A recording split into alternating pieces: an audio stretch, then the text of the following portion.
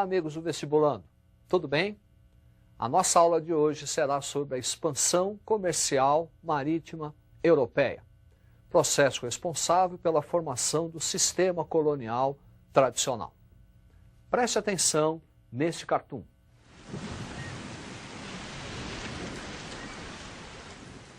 Essa ideia de congestionamento de caravelas deve-se ao fato de Portugal, Espanha, Inglaterra, França e Holanda, a partir do século XV e XVI, buscarem novas terras, buscarem áreas extraterritorial, gerando o processo das grandes navegações.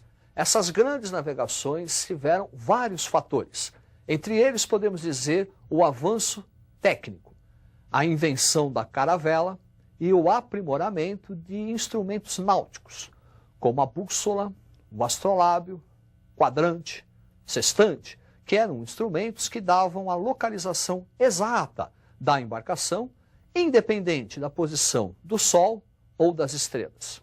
Também contribuíram para o processo da expansão marítima a atração que as Índias exerciam na Europa, especialmente os produtos das Índias, as famosas especiarias, cravo, canela, pimenta, noz moscada e outros produtos, como a seda e metais preciosos, ouro e prata.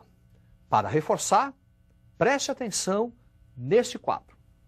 Olha aí, o avanço técnico, o interesse dos produtos das Índias, monopólio italiano e centralização política. A respeito desse monopólio italiano, era aquele controle que as cidades italianas, Veneza, Gênova, Florença, exerciam sobre o mar Mediterrâneo. Os produtos que vinham das Índias tinham que passar necessariamente pelo mar Mediterrâneo. Daí, outros mercadores da Europa, como portugueses e espanhóis, buscarem uma rota alternativa para essa Índia. E sob a centralização política, esta é, sem dúvida nenhuma, o fator mais importante para justificar a expansão marítima. Porque essas grandes navegações exigem um complexo aparato material, homens, armas, recursos materiais. Daí a união do rei com a burguesia financia as grandes navegações, tendo, portanto, participação nos lucros, e o rei vai ter dividendos políticos. Portanto, aluno, sem centralização política não tem a expansão. É essa centralização política que torna Portugal o pioneiro da expansão marítima. É claro que o avanço técnico é importante, mas se fosse somente esse o fator que justificasse o pioneirismo, seriam as cidades italianas. Posição geográfica também tem um fator importante, mas não justifica, porque senão seria a Inglaterra, que é uma ilha. Mas, na verdade, foram países da Península Ibérica, primeiro Portugal e depois Espanha, quem saíram na frente na expansão. E por quê? Porque centralizaram-se politicamente primeiro que todas.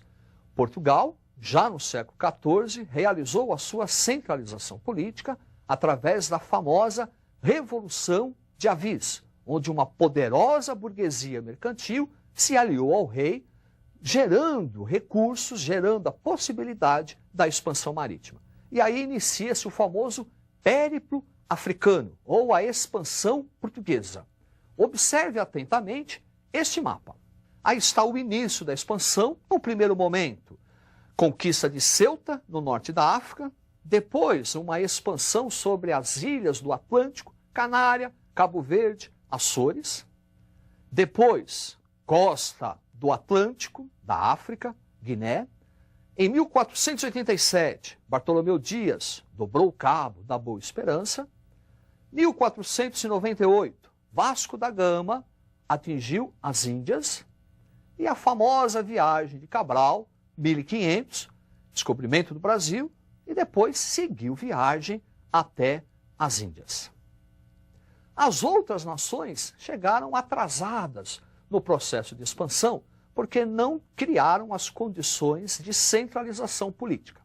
A Espanha só vai realizar a expansão após a Guerra de Reconquista, a expulsão dos árabes muçulmanos, que desde o século VIII ocupavam a parte sul da Península Ibérica. Preste atenção no mapa para você entender o que estamos falando.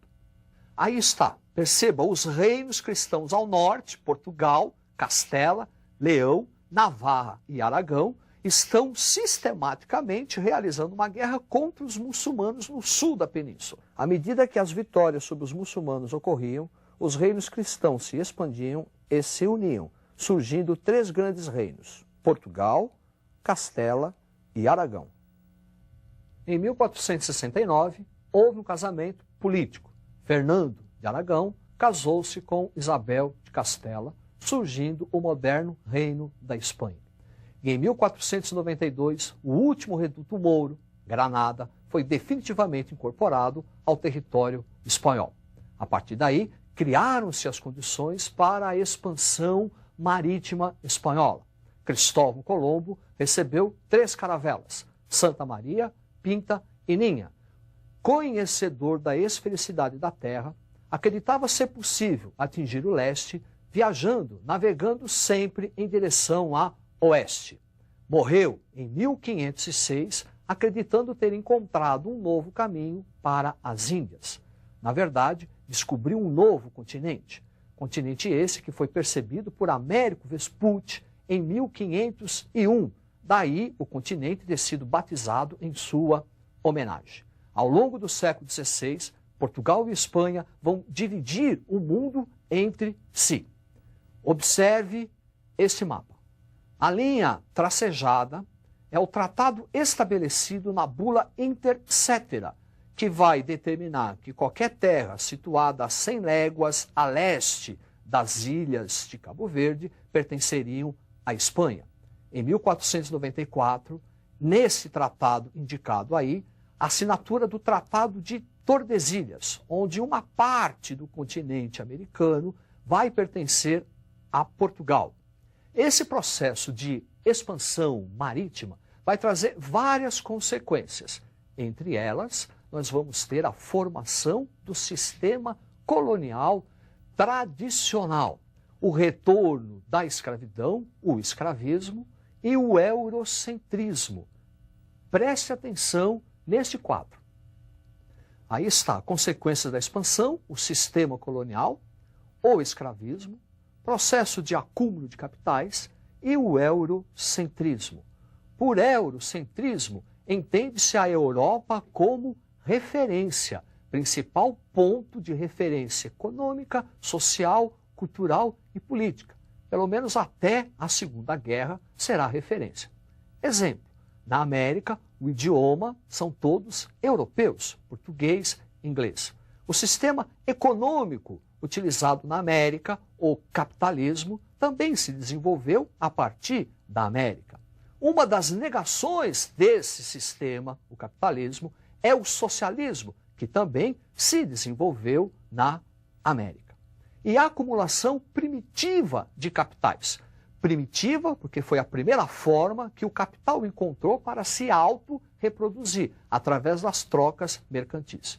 E primitiva da forma como essa autorreprodução ocorreu, dizimando e ocupando outro continente e tornando escravos população do continente africano. Primitivo também nesse aspecto. A viagem de Vasco da Gama foi muito importante. Ela gerou 1.400% de lucro a Portugal. Foi tão importante que quando Vasco da Gama voltou a Portugal, ele foi recebido com uma festa, um verdadeiro carnaval. E a população cantava uma música mais ou menos assim: naveguei no afã de encontrar especiarias, ouro e prata para Portugal levar, impulsionado pelo vento e as riquezas de além-mar. Percorri o Oceano Atlântico, dobrei o cabo da Boa Esperança e as Índias atingi. Cheguei na China, no Japão, com os meus brasões. Eu sou o tema dos Lusíadas de Camões. É no Xuê-Xuê, é no Xuê-Xuá, não quero nem saber, a burguesia italiana eu vou ferrar. É no Xuê-Xuê, é no Xuê-Xuá, o mar Mediterrâneo já deixei pra lá, naveguei. Vamos lá, vestibulando. Naveguei, naveguei, no afã de encontrar o quê? Especiarias, ouro e prata, para Portugal levar, vou levar, impulsionado pelo vento e as riquezas de além-mar. Percorri, percorri o Oceano Atlântico, dobrei o cabo da Boa Esperança e as Índias atingi. Cheguei na China, no Japão, com os meus brasões. Eu sou o tema dos Lusíadas de Camões. É no Chuê-Chuê, é no Chuê-Chuá, não quero nem saber, a burguesia italiana eu vou ferrar. É no Chuê-Chuê, é no Chuê-Chuá, o mar Mediterrâneo já deixei pra lá, naveguei. É isso aí, até a próxima.